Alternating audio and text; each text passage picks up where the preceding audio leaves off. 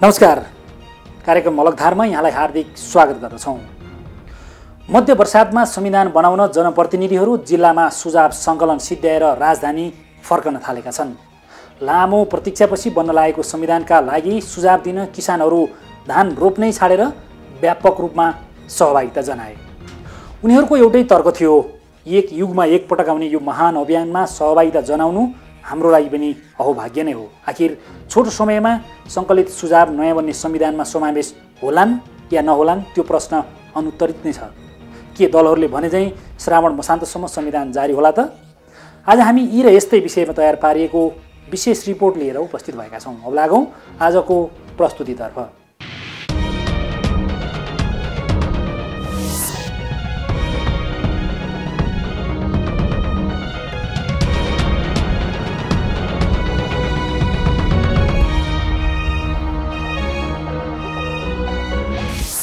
वास्तवमै यतिखेर मस्यौदा संविधानमा के कस्ता सुझाव आए भन्ने विषय सबैको जानकारीको विषय हुनुपर्दछ र संविधान सभाले त्यो विषयलाई विशेष महत्त्वका साथ सार्वजनिक गर्नुपर्ने अहिलेको आवश्यकता पनि हो।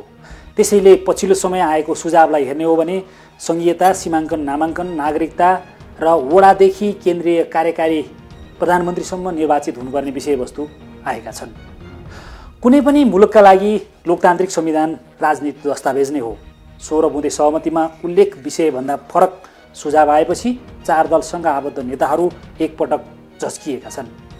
यस लक्षणले 16 बुँदे सहमति गरेपछि बिच्किएका 4 दल इतरका राजनीतिक शक्तिहरू पनि जनतामा आफ्नो कुरा लैजान भन्दा पनि आफ्नै ढङ्गले मस्यौदा च्यात्न, जलाउन र बन्द हडतालमा केन्द्रित भए। संविधानको मस्यौदा जलाउने र सुझाव बिथोल्नेमा नै उनीहरू केन्द्रित रहेपछि अब 4 दलको मनोमानीमा संविधान जारी हुने सङ्केत देखिएको छ। हुन पनि 7 वर्षसम्म गरिएको सहमतिको प्रयास खेर गएपछि 4 दल नजिकेका हुन्। संविधान त रहेको केही नियम निलम्बन गरेर छोटो विधि अपनाएर जारी गर्न 4 दल तयार देखिन्छ। तर पनि आएका सुझावहरूले दलहरूले आफूले भने जस्तै संविधान नआउने भएपछि केही हच्किएको अनुभव पनि हुन थालेका छन्। यस्तो बेला जुन शैलीले विरोधका स्वरूपहरू देखिएका छन् त्यसलाई बदलेर दलहरूले संविधान सभाभित्रै छलफल गरेर विवादलाई निराकरण गर्नु अहिलेको आवश्यकता र बुद्धिमानी पनि हो। संविधान निर्माण प्रक्रियामा अधिकतम सहमतिको प्रयास गर्नु जरुरी छ। अन्यथा सङ्ख्याका हिसाबले संविधान 2/3 पास हुने अन्तर्राष्ट्रिय प्रचलन त छँदैछ, त्यसमा पनि अधिकतम सहमति अहिलेको आवश्यकता हो। बाँकी यो रिपोर्टबाट। मस्यौदा संविधानमा व्यापक सुझाव, जनमत कुल्चिने सङ्केत।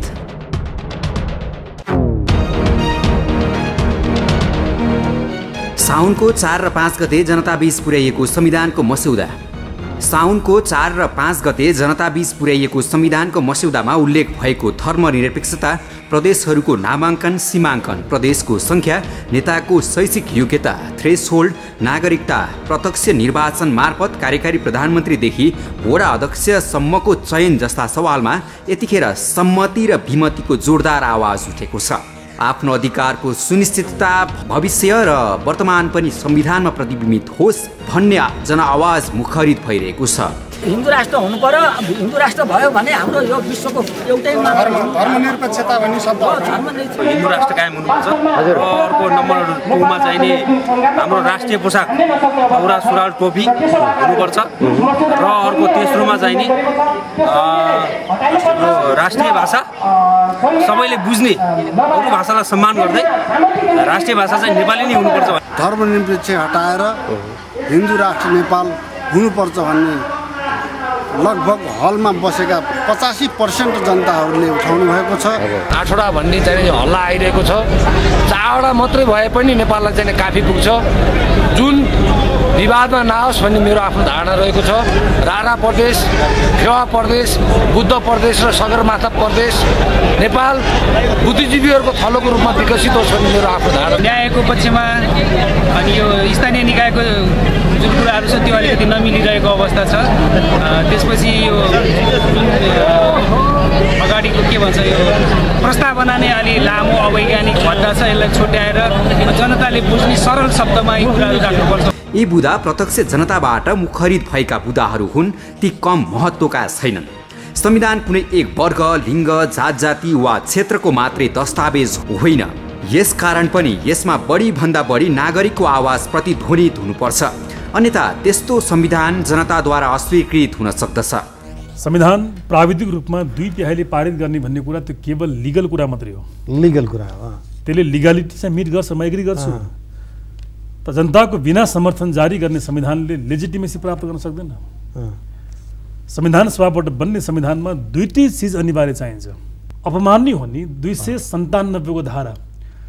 म रात दिन संविधानमा लेख्ने पढ्ने मान्छे, सारा दुनियाँ PhD ChD मैले यसमै गरेको छु र पनि मलाई यो पढेर बुझेर कमेन्ट गर्न मलाई समय लाग्यो भने आम मानिसले यो मसौदा पाएर बुझेर वा अलिअलि पढेर कमेन्ट गर्ने 2 दिनको लागि भन्ने यो त अपमान्य हो। तर यसका बावजुद पनि नागरिकले सहभागिता ठुलो कुरा हो र धेरै महत्त्वपूर्ण राम्रो सुझाव दिए। अबको कुरा के छ भने ती सुझावलाई यिनीहरूले सम्मान गर्छ गर्दैन भन्ने कुरा हेर्न बाँकी छ। शासकीय स्वरूपदेखि लिएर स्थानीय निकायसम्मकोमा चाहिँ जनताले प्रत्यक्ष मत हालेर चुन्न पाउनु पर्यो भन्ने पनि जबरजस्त मत आएको छ।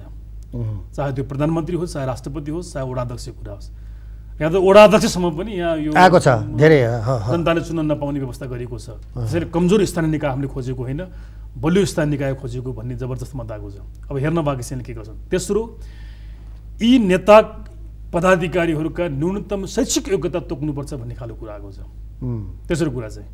चौथो कुरा सङ्घीय राज्यका बारेमा पनि तमाम कुराहरू आएको छ। यद्यपि केही मत सीमाङ्कन नामाङ्कन अहिले गर्नुपर्छ भन्ने पनि मत छ।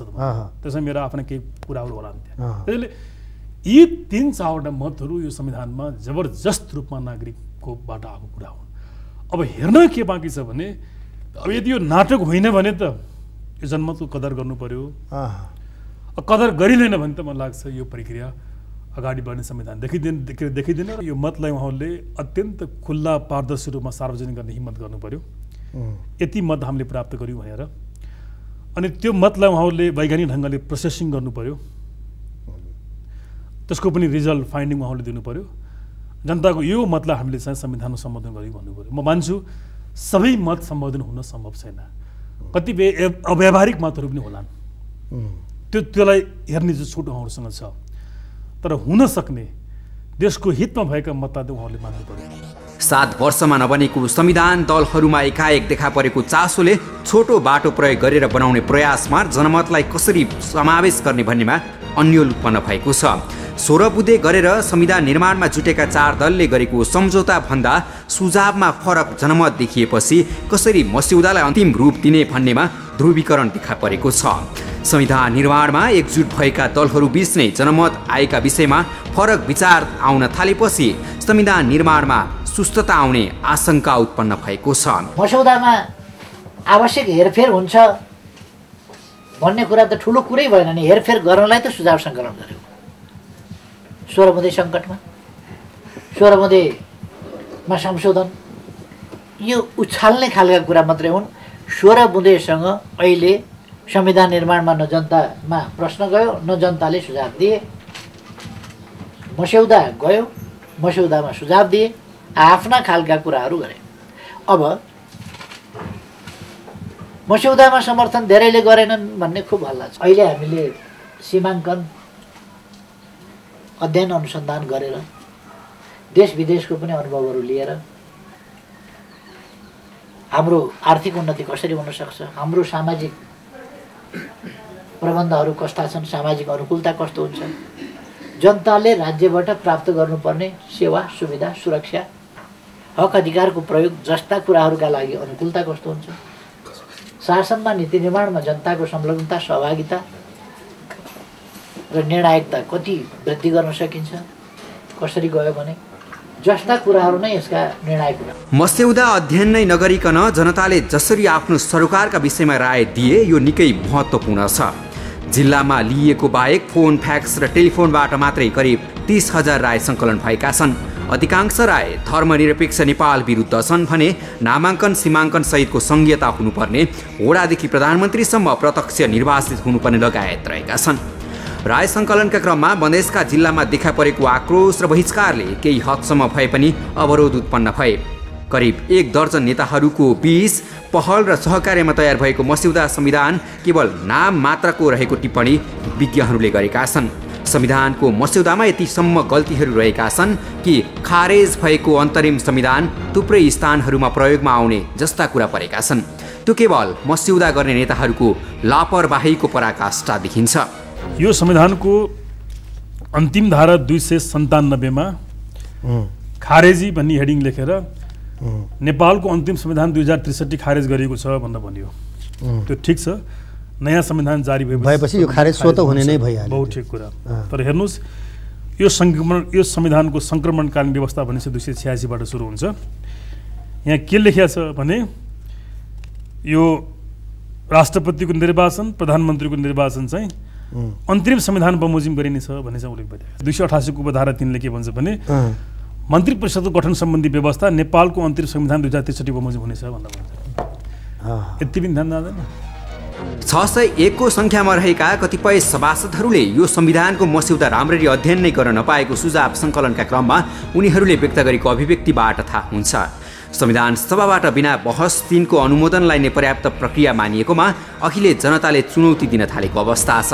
राय सङ्कलन प्रक्रियामा त्यसको प्रशस्त झलक या आभास देखिन्छ।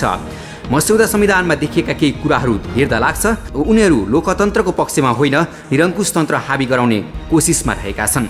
लोकतन्त्रको न्यूनतम अभ्यास गर्ने स्थान वडा तहमा पनि निर्वाचन नगरी टीका लगाउने संविधानको मस्यौदामा लेखिएपछि स्थानीय तहदेखि नै निकै विरोध खेप्नु परेको छ।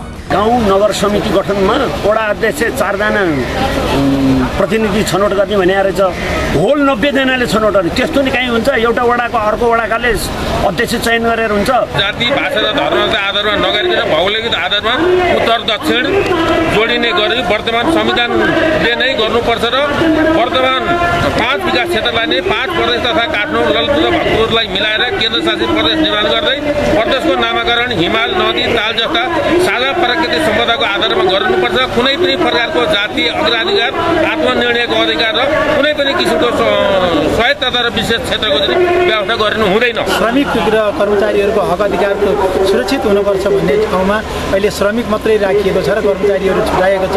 त्यो चाहिँ कुराहरू समावेश गरेर ट्रेड युनियन अधिकार सुरक्षित गर्नुपर्छ। नेपालको राष्ट्रिय फुल लाली गुराँस, राष्ट्रिय रङ्ग सिमरिक, राष्ट्रिय जनावर गाई, राष्ट्रिय पन्छी डाँफे हुनेछ भने चाहिँ राष्ट्रिय पोसाको कहीँ यो संविधानभित्र उल्लेखै छैन। संविधानका अन्तर्वस्तु हेर्दा केही दलका शीर्ष नेताको मनोगत मान्यताबाट निर्धारित भएको अनुमान गर्न सकिन्छ। बहस र फरक मतलाई सुरुदेखि नै निषेध गरिएकोले त्यसमा विविध पक्ष विपक्षमा मतहरू अटाएका छैनन्। त्यसको झल्को राय सङ्कलनमा प्रष्टै देखियो। जनताको चुलिएको आक्रोश र संविधानको मौलिक मान्यताप्रतिको असहमति या अस्वीकृति देखा परेको छ। संविधान निर्माणको संसारको इतिहास हेर्ने हो भने यस्ता प्रयासहरूमा सहमति र असहमति दुवै उत्तिकै हुन्छन्। विरोध र असहमतिको उत्तिकै निराकरण गर्ने स्थान संविधान सभा नै हो। सडकमा टायर बालेर वा बन्द गरेर बाहिर संविधान च्यातेर वा जलाएर त्यसको कुनै निराकरण निस्किँदैन। संविधान सभाको यो मस्यौदा अन्तिम दस्तावेज पनि होइन। यो मस्यौदामा जुन ढङ्गले सुझावहरू आएका छन् त्यसलाई सही ढङ्गले सदुपयोग पनि गर्नु जरुरी छ। यो मस्यौदालाई जनता समक्ष राय सुझावका लागि लैजाँदै गर्दा जनताले जुन ढङ्गले उत्साहपूर्ण रूपमा राय सुझाव दिएका छन् उचित सुझावलाई अक्षरशः पालना गर्नु पर्दछ। जनताले दिएको सुझाव केवल नाटकीय शैलीमा लिएको जस्तो मात्रै गर्ने हो भने आखिर यो केका लागि भन्ने प्रश्न अहिले पनि उब्जिएको छ। सबै नभए पनि महत्त्वका हिसाबले आएका जायज मागहरूको अक्षरशः पालना हुनुपर्दछ र त्यो समावेश हुनुपर्दछ। बाँकी थप रिपोर्टबाट। संविधानको मस्यौदामा गम्भीर त्रुटि रहेको विज्ञहरूको ठहर। सुझाव सहितको मस्यौदा निर्माण गर्न दलहरू तल्लीन। एकातिर जनमतमा जाने, अर्कोतिर केही विषय वस्तुमा जे सुझाव आए पनि परिवर्तन नहुने भनेर सार्वजनिक अभिव्यक्ति शीर्ष तहबाट आउनुले नेताहरू संविधान निर्माणमा मूल्य मान्यता बिर्सेर मनोमानी गर्न तल्लीन रहेको बुझ्न सकिन्छ। संविधानको प्रस्तावनामा दुई चिज लेखिन्छ कम्तीमा। एउटा, तिमीले कुन अख्तियारीमा यो संविधान लेख्यौ त्यसको स्रोत यसमा इन्डिकेट गरिन्छ। दोस्रो, कुन उद्देश्य प्राप्तिको लागि, कस्तो राज्य व्यवस्थाको लागि संविधान लेख्यो त्यो उद्देश्य, त्यो कुरा लेखिन्छ। तर हेर्नुहोस्, विडम्बना यो प्रस्तावना पुरा गाली गलोजबाट सुरु गरेको छ। सामन्ती, निरङ्कुश, यस्तो उस्तो के भने भन्नु त? आफू जन्मेको हुर्केको समाजप्रति गाली गलोज गर्ने अधिकार चाहिँ मसौदाकारहरूलाई? यो यस्तो गर्न पाइन्छ? यो देशमा कुनै सकारात्मक चिज कुनै छैन, कुनै पोजिटिभ कुरा हामी कहाँ छैन। भागभण्डा पनि कुनै गतिलो चिज गरेको छैन। शब्दको भागभण्डा। काङ्ग्रेसको लागि बहुलवाद लेखिदिने, बहुलता लेखिदिने, कम्युनिस्टको लागि समाजवाद लेखिदिने, यस्तो खालको भागभण्डा छ। अधिकार छ, यस्तो गर्न उहाँलाई अधिकार छैन, यति मजाक गर्ने उहाँलाई अधिकार दिएको छैन। जनताको आक्रोश कुन रूपमा चुलिएको रहेछ र त्यसलाई कसरी समायोजन गर्न सकिन्छ भन्नेसम्म नेतृत्वमा हेक्का नभएको हो वा उनीहरू जनतालाई जे भने पनि पत्याउँछन् भन्ने गलत बुझाइरहेको पनि देखिन्छ। कहीँ कतै हल्ला नै नभई 81 अन्तरिम संविधानमा देखा परेको शब्द धर्मनिरपेक्षता त एउटा मुद्दा मात्र हो, यद्यपि त्यसको व्यापक अर्थ र प्रभाव रहेनछ भन्ने कुरा जनमतले देखाएको छ। कसैको प्रभाव हो या लोभमा यस्तो शब्द संविधानमा आएदेखि नै असन्तुष्टि रहँदै आएको बहुसंख्यक नेपाली नेतृत्वप्रति निकै आक्रोशित देखिए। संविधानको मस्यौदालाई अन्तिम रूप दिने बेलामा जनमतको आवश्यक विषयवस्तुको अक्षरशः पालना गर्न जरुरी देखिन्छ, अन्यथा मुलुकले थप राजनीतिक संक्रमणकाल बेहोर्नुपर्ने सङ्केतहरू देखा परेका छन्। राय सङ्कलनसँगै राज्य र सरकारका विभिन्न महत्त्वपूर्ण अङ्ग तथा निकायहरूले समेत मस्यौदाप्रति व्यापक असहमति जनाउँदा एउटा प्रश्न उठेको छ, आखिर मस्यौदा समिति र त्यसको नेतृत्वमा जनता, राष्ट्र र राज्यलाई हुर्मत लिने शक्ति तथा बाध्यता कहाँबाट आयो? प्रशस्तै प्रश्नहरू नउठेका होइनन्। त्यसैले त जनताको आक्रोश सुलिएको छ। यति बेला सुझाव सङ्कलनमा धेरै कुराहरू पाएको छ, महिलाका अधिकारका कुरा, दलितका अधिकारका कुरा, जनजातिका अधिकारका कुरा, धार्मिक स्वतन्त्रता राख्नुपर्छ, निरपेक्ष होइन भन्ने कुराहरू, धेरै कुराहरू आएका छन् र हाम्रा गाई निशान छापहरूलाई पनि यथावत राख्नुपर्छ भन्ने कुराहरू आइरहेका छन् र सीमाङ्कनको कुरा अहिले नै यही संविधान सभाले गर्नुपर्छ भन्ने कुराहरू पनि आएको छ र त्यति मात्र होइन, भू उपयोग नीति जस्ता कुराहरू पनि अत्यन्त टटकारो रूपमा आएका छन्। संसारको संविधान निर्माणमा 100% राजनीतिक शक्तिहरू सहमत नहोलान्, तर बहुसंख्यक समूह सहमत हुने गर्छन्। अहिलेको मस्यौदा हेर्दा बहुसंख्यक नेपाली समुदाय आक्रोशित देखिन्छन्। यसको बेलैमा व्यवस्थापन नगर्ने हो भने सामाजिक सद्भाव खल्मलिने र विखण्डनका स्वरहरू बढ्ने अनुमान गर्न सकिन्छ। यस्तो नियति नबनोस् भनी सुनिश्चित गर्नु संविधान सभाको र ठूला दलहरू समेतको प्रमुख दायित्व हुनेछ। नयाँ संविधानको मस्यौदा बोकेर जनसमक्ष जाँदा विविध सुझावहरू आउनु स्वाभाविक हो, त्यसको सर्वत्र स्वागत नहुन पनि सक्छ। मूल कुरो सुझावका निम्ति व्यवस्थापन गरिएका website, email, post box, fax तथा टोल फ्री नम्बरहरूको उल्लेखनीय प्रयोग हुनुले जनता संविधानप्रति चासो र चिन्ता व्यक्त गरिरहेका छन् भन्ने देखिएको हो। ती सबै माध्यमबाट प्राप्त सुझाव संविधानमा समावेश गर्न सम्भव होला या नहोला, त्यसो भन्दैमा जायज मागहरूको उचित सम्बोधन भएन भने त्यसले अर्को सङ्कट निम्त्याउन सक्छ। श्वेत पत्रमा स्पष्ट रूपमा जनताबाट यस्ता सुझाव प्राप्त भए, तीमध्ये यी र यस्ता सुझाव समाविष्ट गर्न सकियो, यिनलाई सकिएन भने कारणसहित पुर्याउन सक्नुपर्छ। यसो गर्न सक्दा मात्रै मस्यौदामा जनताबाट राय सुझाव लिनु र राज्यले यस कार्यका निम्ति खर्चेको रकम र समयको पनि औचित्यको पुष्टि हुन्छ। अन्यथा यी सब केका लागि भन्ने प्रश्नको उत्तर जनताले पाएको हुँदैन। संविधानको मस्यौदामा सुझाव दिन भनी जनतालाई दिएको समय एकातिर छोटो हुनु र अर्कोतिर त्यति छोटो समयमा दिएका सुझावहरू पनि मस्यौदामा समावेश भएन भने जनताले चित्त बुझाउने ठाउँ नरहन सक्छ। जबकि 2047 सालमा केही व्यक्तिले बनाएको संविधानमा समेत जनताका लागि सुझाव सङ्कलन गर्न 3 महिना समय दिएको थियो, तर लोकतान्त्रिक अभ्यास गर्नेहरूबाट छापामार शैलीमा 2 दिनमा सुझाव माग्नुले लोकतान्त्रिक विधिलाई गिज्झ्याएको भान भएको छ। जनताको सुझाव जस्ताको तस्तै संविधानको अन्तिम मस्यौदामा समावेश गर्न सकिन्छ या सकिन्न, तर पनि उनीहरूको भावना समावेश नगर्ने हो भने संविधान सभाबाट संविधान बनाएको भन्ने आधार रहने छैन, न त त्यसले लोकतन्त्रलाई नै फाइदा पुर्याउँछ।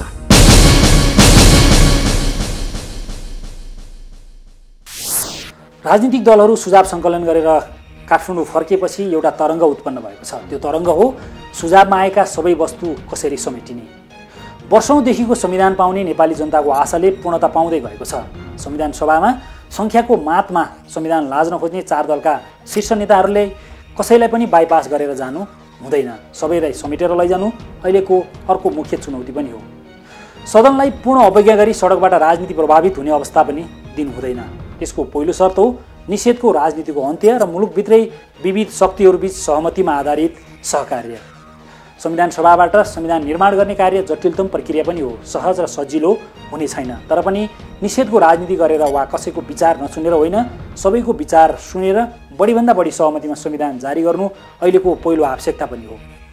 अन्यथा र संविधान जारी गर्दा मुलुकमा नयाँ विवादको बिउ रोपिनु हुँदैन। यसले कसैको लहरमा होइन संयमताले मात्रै सहज निकास पाउनेछ। मुख्य कुरा लोकतन्त्रको मुख्य मूल मान्यतालाई आधार मान्ने हो भने लोकतान्त्रिक विधि अनुसार नै संविधान ल्याउनु पर्दछ, अन्यथा त्यो संविधान भोलि कसैले बाइपास गर्ने संविधान बन्नु हुँदैन। त्यसैले आएका सुझावहरूलाई अक्षरशः पालना गर्नु संविधान सभाको पहिलो कर्तव्य हो। अलगधारलाई सम्पर्क गर्न 400653 छ र 9802002006 मा डायल गर्नुहोला। 4432 हाम्रो फ्याक्स नम्बर हो भने alagdhar@imagechannels.com.np हाम्रो इमेल ठेगाना हो। अलगधारको आजको सम्पूर्ण प्रस्तुति यति नै। म लगायत सम्पूर्ण युनिटलाई बिदा दिनुहोस्। नमस्ते।